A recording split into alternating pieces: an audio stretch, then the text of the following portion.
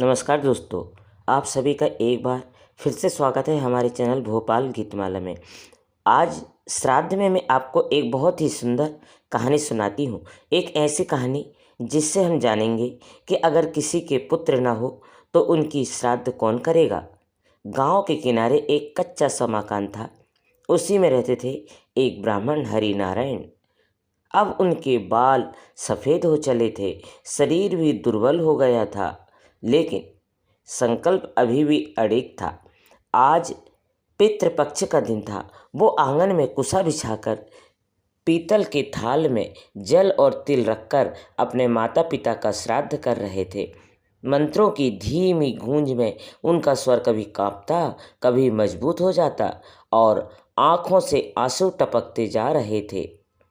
उनका अनुष्ठान पूरा हो गया और उन्होंने अपने आप से कहा, माँ बाबा, आज ही मैंने अपना कर्तव्य निभा दिया। एक चिंता है मुझे पर भीतर से सताती है, जब मैं चला जाऊंगा तब मेरा श्राद्ध कौन करेगा। मेरे तो कोई संतान ही नहीं है। यह श्राद्ध की परंपरा तो यहीं थम जाएगी। उनका मन यही सोचकर भारी हो गया। आंगन में बचे हुए अन्न को कौवे खाने आए तो उन्होंने धीरे से कहा, तुम भी मेरे पित्र के दूत हो, पर मुझे इस तरह कौन खिलाएगा। उसी समय उनके पास एक अनाथ बालक गोपाल आ पहुंचा। वह हरि नारायण के यहाँ अक्सर पानी भरने और छोटा मोटा काम करने आता था। गोपाल ने भोलेपन से पूछा, बाबा, आप क्यों रो रहे हो? श्राद्ध तो हो गया है।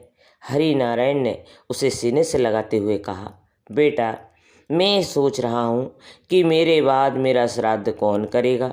शायद कोई नहीं। मेरी तो कोई संतान ही नहीं है। मन ही मन पीड़ा आंसुओं के साथ बह निकली।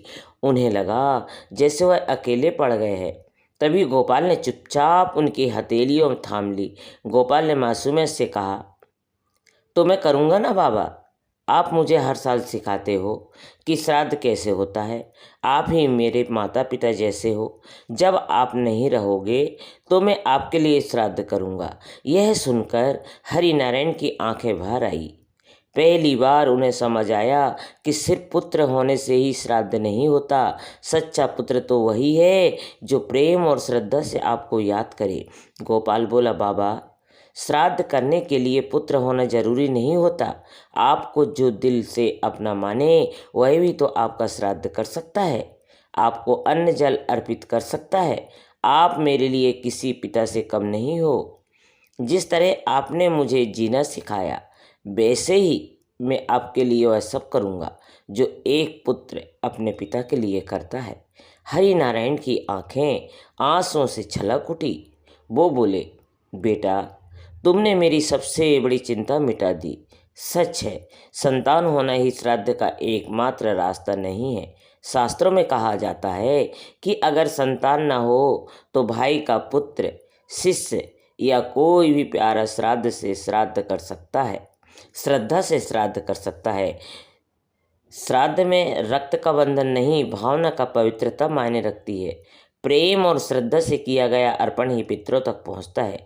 बरगद की छांव तले उस दिन एक नई सेज गूंज उठी। श्राद्ध अधूरा नहीं रहता जब तक कोई सच्चे दिल से तुम्हें याद करता है। तो यह थी आज की एक बहुत ही सुंदर कहानी।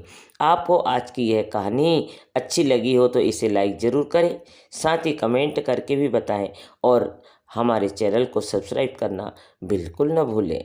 धन्यवाद।